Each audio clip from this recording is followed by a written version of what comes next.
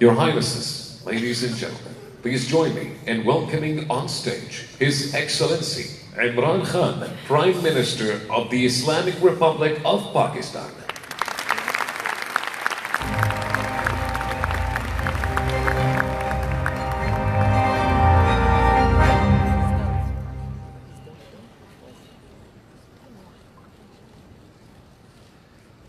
Highness Sheikh Mohammed, let me first congratulate you on this World Summit. I'm so pleased that in the Muslim world also we've started summits like this where ideas are exchanged, intellectual activities promoted. So I want to congratulate you first of all. And then before I start my vision of governance in Pakistan, I just want to inform the audience here what was an international sportsman, a cricketer, how did he end up in politics? And then how did he become a prime minister? So I think it'll be interesting for you because then you will understand what I intend to do with Pakistan. You see, I grew up in Pakistan. I'm the first generation of Pakistanis. When Pakistan in the 60s was considered the fastest growing country in Asia, it was actually a model of development for the developing world. I just met Sheikh Mohammed today and he again reminded me that Emirates Airline was helped by Pakistan Airlines in the 70s. So Pakistan was a country with optimism, hope. We grew rapidly. We had excellent governance system. Our bureaucracy was one of the best in Asia. And that's the Pakistan I grew up in. So then I played international cricket. When I started my international cricket, Pakistan was one of the weakest teams in world cricket. And we were emerging from colonialism. So we took great pride as our team became stronger and it competed.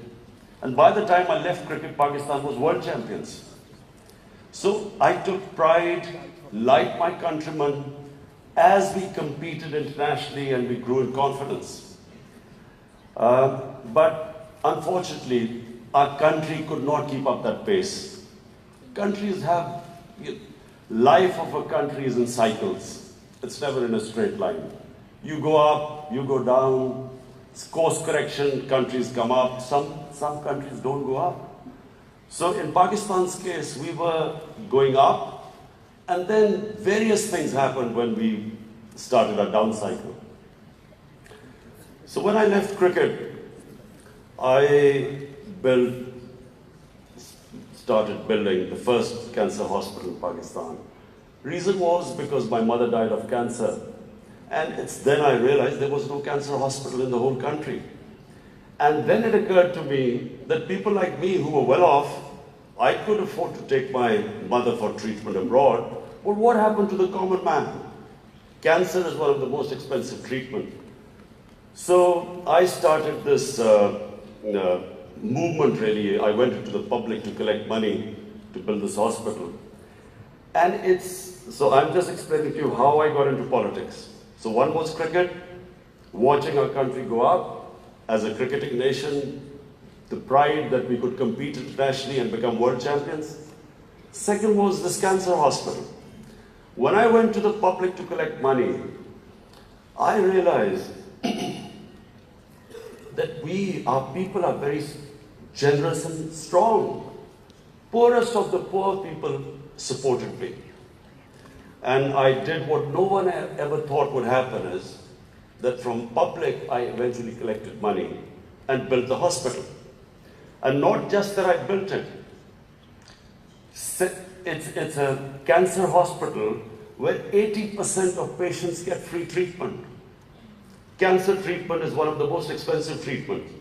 So then first I built it, and then to run the hospital, I again went to the people. And so it is the only private cancer hospital in the world which treats 80% people free, because it's the people who donate to the hospital. They built it, they run it.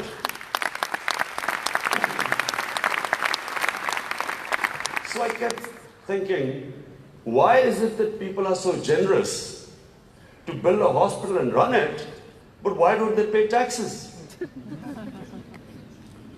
We were a country, and then I discovered we're a country which is amongst the top 5 countries in giving charitable donations. But at the same time, we are right at the bottom in giving taxes. And the reason was that people did not trust the government. They thought that their taxes were wasted by the government. It was spent on the lavish lifestyle of the ruling elite. So why would people pay taxes? And of course, then the levels of corruption, because corruption is basically stealing taxpayers' money. But there was a third reason why I ended up in politics. And that was, I watched, first of all, I used to play professional cricket in England, so half my year was in England and then half in Pakistan. And I saw how a developed country, how the institutions worked, why they went ahead, how the governments were accountable, how there was meritocracy, and above all, how there was human development, the money spent on human beings. So I could compare what was going on in Western countries, and then I could see what was happening in our own country. But then I also saw other countries develop. And one of them was UAE. I used to play cricket in UAE from 1980 onwards, and I saw UAE kept developing. And then afterwards we saw China develop. So the common thing in all countries that have gone ahead is governance. And governance has 2 aspects. One is a government has to be accountable. The more accountable a government, the more clean a government, the more successful it is. And secondly, again I repeat, is meritocracy. The better the system of getting the best talent to the top, the better the country. Let me just give you a sporting example. Australia is the most successful cricketing country in cricket history of over 200 years. Because Australia has the best system of bringing its talent up. Pakistan, in my opinion, and I'm not prejudiced, I understand cricket better than probably everyone in this hall. Pakistan has the greatest talent of all the countries I've played. I've never seen as much talent as in Pakistan. But we do not have a system of bringing the talent up. So what's the point of having great talent if you do not have a system of meritocracy which brings the talent up? And that's in every field. In the 60s, the reason Pakistan went up, because our civil service exam was the toughest. It was the most, all the young people wanted to go into Pakistan civil service. It was the toughest exam, we had the best talent that came up, and in 60s, the reason we progressed, one of the main reasons, was a civil service of very high quality. And gradually, as our system of merit went down, so did the country. So, I wanted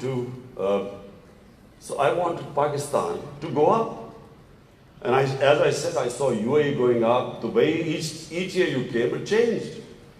It got better and better.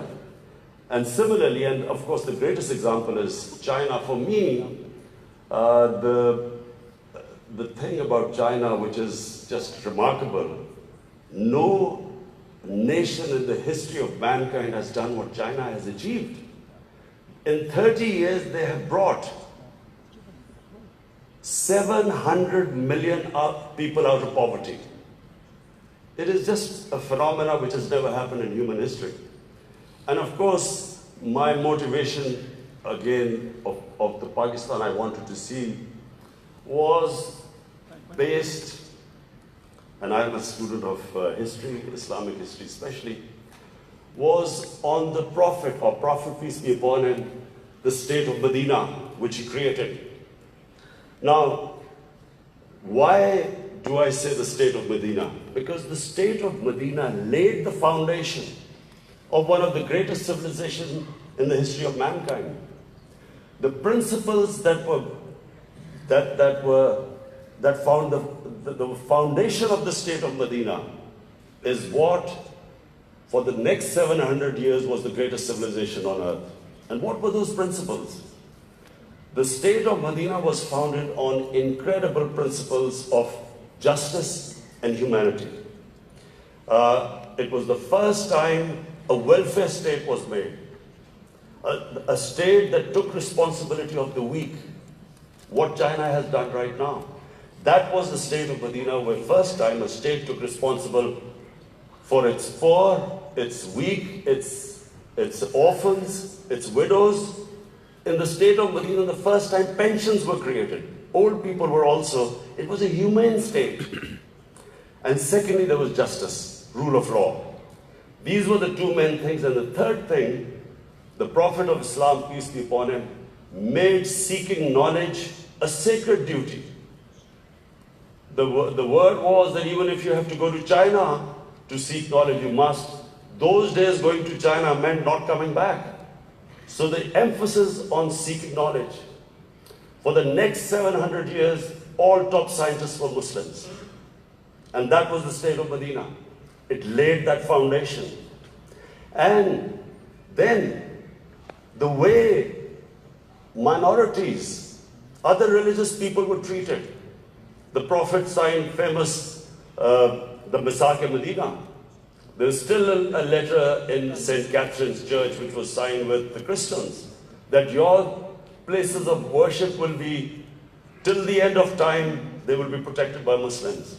Secondly, that no forcible conversions would be in Islam. Thirdly, the Prophet's last sermon, it is a charter of human rights. It's about how human beings are equal. So, it was a humane state created, rule of law, emphasis on education, that led to the growth of Muslim civilization. So this is, in Pakistan, we want the same basis of our state. The rise of what I believe, the way our country will rise, it will go back to those principles. We must, number one, have rule of law, everyone equal before the law. State must be accountable.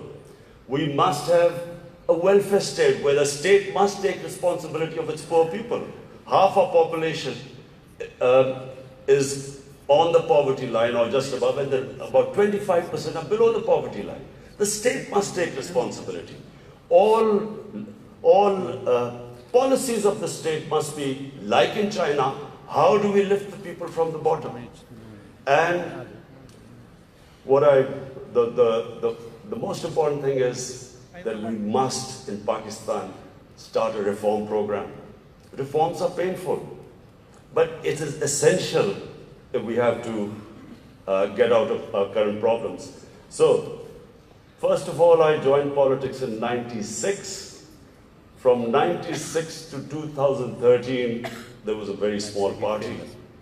Most of the time it was one step up and 3 steps down. The first election I contested, we were wiped out. Second election, 5 years later contested, we had only 1 seat. Third election, we boycotted, and most of the time people made fun of me, thought we would never make it, because I'm an outsider. I wasn't from the political class. But one big lesson from sports which I learned, you only lose when you give up. So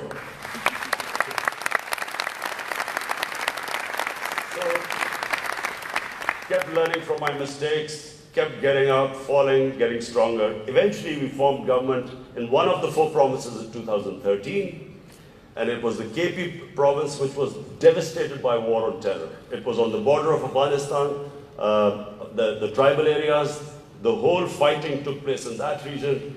The police was devastated by attacks. We had 70% of industry closed, and KP has a reputation that they only give you one chance. Each government comes once, it's ousted the next time. So we came in a coalition government and we started our reform program. First of all, we started spending money on human development, health and education. Secondly, we did first time in Pakistan history, no party had done before. We started spending money on climate change. Pakistan is about 8th in the countries that are most vulnerable to climate change. So we took this ambitious mission of planting 1 billion trees in 5 years. And then we reformed the police, depoliticized our police, depoliticized our bureaucracy, and then started tourism. Because KP has a lot of tourist sites. It was the center of Buddhist civilization, so religious tourism, but we have the best mountain scenery there. So anyway, by the end of 5 years, we had half poverty in those 5 years. The poverty had gone half. And a province which never gave you a second chance, we came back with 2/3 majority in 2018. Not only did we win there, then we formed government in the last election. We got 17 million votes, which is the highest ever won by a party. And so now we have our reform agenda. And as I repeat, reforms are painful. You know, when you take reforms, when you make reforms, people suffer. They go through a difficult time.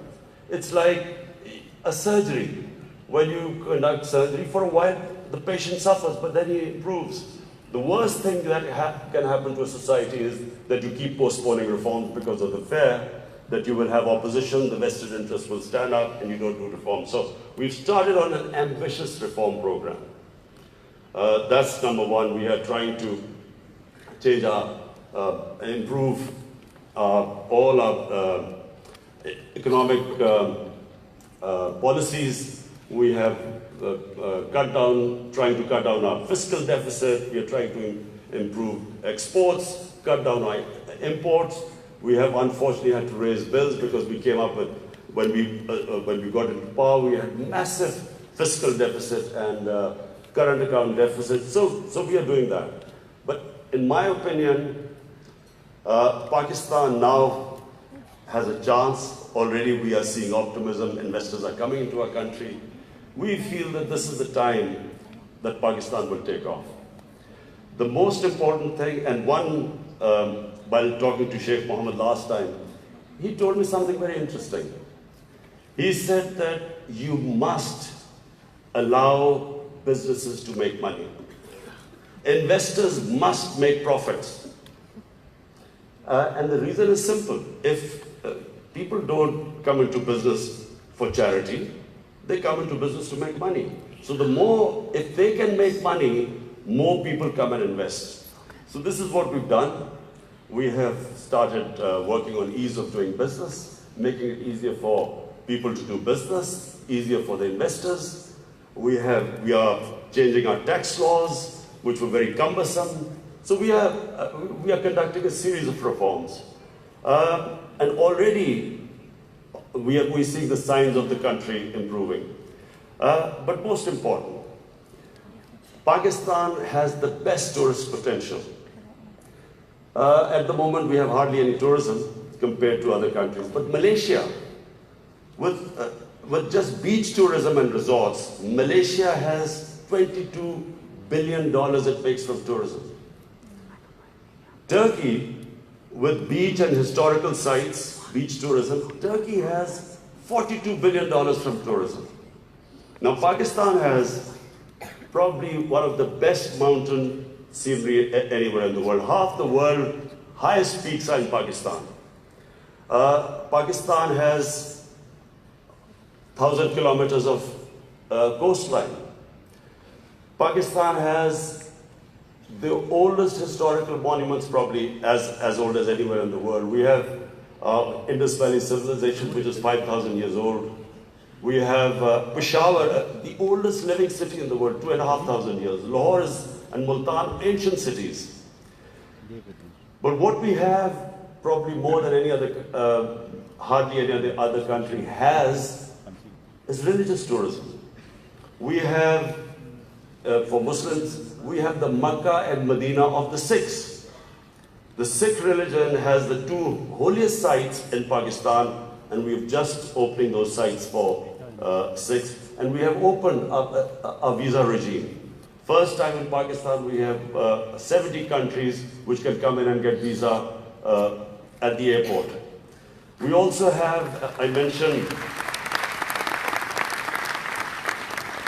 Buddhist civilization, the Gandhara civilization, which was the cradle of Buddhist civilization, is in KP, north of Islamabad. Some of the ancient sites, the biggest sleeping Buddha, 40 feet, is in Haripur. And then we have, for the Sufis in Islam, we have some of the greatest highest number of Sufi shrines all over Pakistan. So what we are doing is we are opening up the country, we are opening up for tourism, investors, and I would like to finish my talk by saying something else which Sheikh Mohammed said. Sheikh Mohammed said, apart from this great thing which has stuck in my mind, that a businessman must make money. You see, what happened in Pakistan was people were making money. Then came 70s and we had a socialist government. When the socialist government came in, everything went anti the big businesses. There was nationalized. And the mindset of our bureaucracy and our politicians was that somehow making money was a sin. So now we are reversing the whole thing. We are now asking businesses that, look, we will help you in making money, because the more money they make, the more investment will come. But the only thing is, the money, as we create wealth, that wealth will be used to lift people out of poverty. So we want an equitable growth. We don't want the rich to get richer and the poor to get poorer. I'm really against this neoliberal economics where you have 62 people owning as much wealth as 3 billion people on this earth. I think that the distribution of growth should be equitable. But the last thing I wanted to say about what Sheikh Mohammed, I still remember.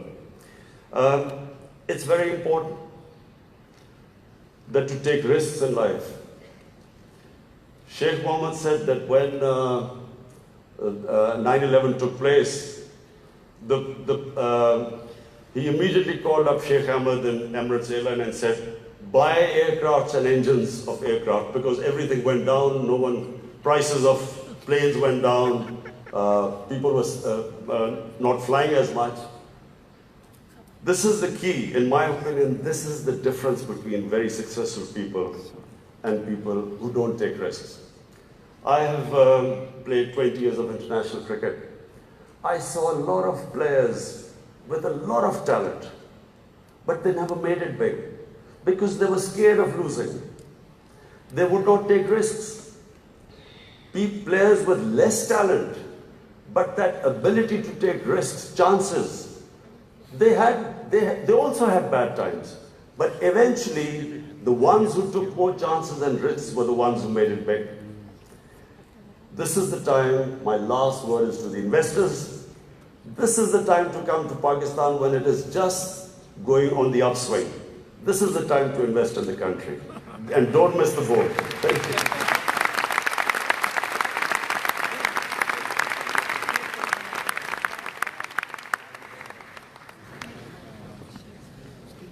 Thank you, Your Excellency, for the speech.